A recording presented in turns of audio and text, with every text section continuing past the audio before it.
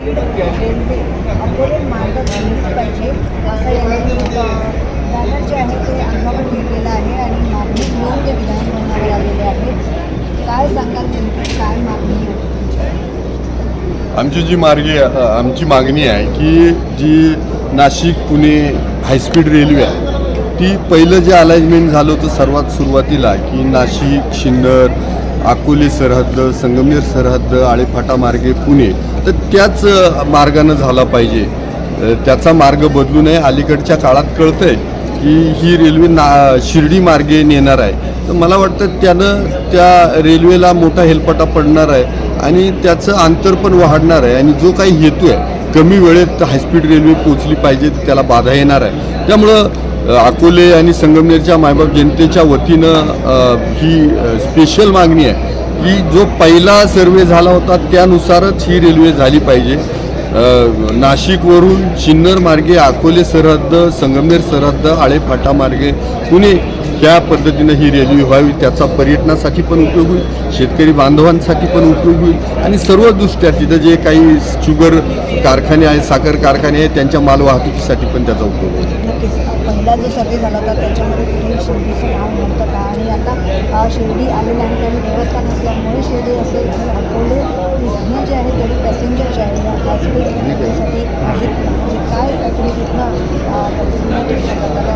परिस्थिती चांगल्या नाही. पहिलं गोष्ट शिर्डीचं पहिलं नाव तर नव्हतं. शिर्डी देवस्थान खूप चांगलं आहे याबद्दल विनोद साईबाबांवरची आमची पण श्रद्धा आहे. परंतु त्याचा जो हेतू आहे मूळ हेतू की नाशिक पुणे हे अंतर कमी वेळेत काढलं गेलं पाहिजे. मला वाटतं शिर्डी कुठंतरी बाजूला जाते त्यामुळं कमी वेळेत अंतर काढताना त्याचा फारसा उपयोग होईल असं मला वाटत नाही. त्यासाठी शिर्डीला ज्या पर्यटनासाठी किंवा तिथले जे काही भक्त जातात त्यांच्यासाठी तुम्ही नवीन रेल्वेचा मार्ग स्वीकारू शकता.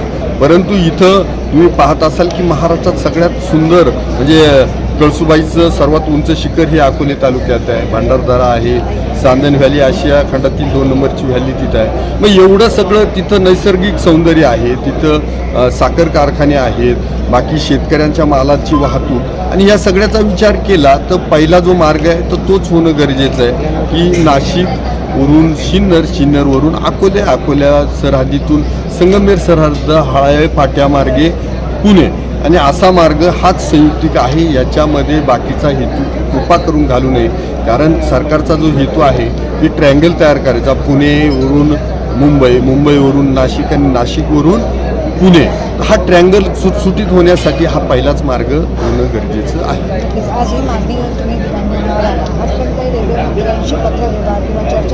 याच्या आधी 100% रेल्वे मंत्र्यांशी रेल्वे ऑफिसची पण माझी बैठक झाली होती. तोपर्यंत शिर्डीचं नाव कुठंच नव्हतं. रेल्वे मंत्र्यांशी पण अश्विनी वैष्णवजींशी पण माझं बोलणं झालं होतं की साधारणतः याच्यामध्ये ही इन्व्हॉल्वमेंट झाली आहे आणि शिर्डीचं नाव येऊ लागलं आहे तर लोकांचा प्रचंड असंतोष आहे. आणि मला वाटतं आदिवासी तालुका अकोले तालुका आहे संगमनेरचे शेतकरी या कुणावरही अन्याय न होता ह्या मार्गे झालं तर त्या भागाची प्रॉस्पेरिटी वाढेल आणि 100% जे काही तुम्ही म्हटले की पॅसेंजर भेटतील का 100% पॅसेंजर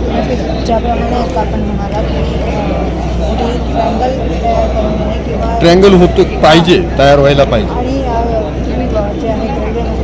बोलला होता त्यावेळेस कुठे शिर्डीचं नाव नव्हतं त्यानंतर आता नाव आलं त्यानंतर तुम्ही बोललात का आणि बुलेट ट्रेन देखील आपण करण्यात घेतली आहे त्याची पण मागणी असणार. आत्ताची पहिली तर मागणी आमची जी आहे म्हणजे आत्ता 8-10 दिवसापूर्वी हे सगळं व्हायला लागले त्यावरती अकोल्यात जे काही सामान्य जनता आहे शेतकरी आहे तिथले सर्वपक्षीय नेते मंडळी यांच्या बैठका व्हायला लागल्या. त्याच्यानंतर आम्ही अधिवेशनाचीच वाट पाहत होतो.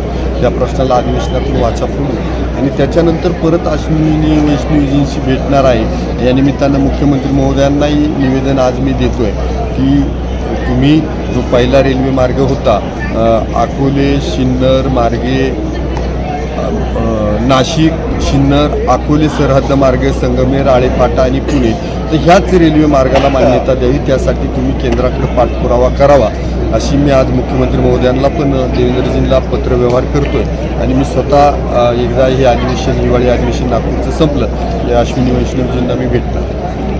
काय वाटतं रेल्वे की हाय स्पीड रेल्वे जी आपल्या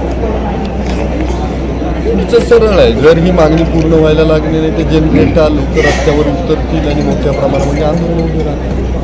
म्हणजे आंदोलनाची भूमिका असेल. असणार शेवटचा पर्याय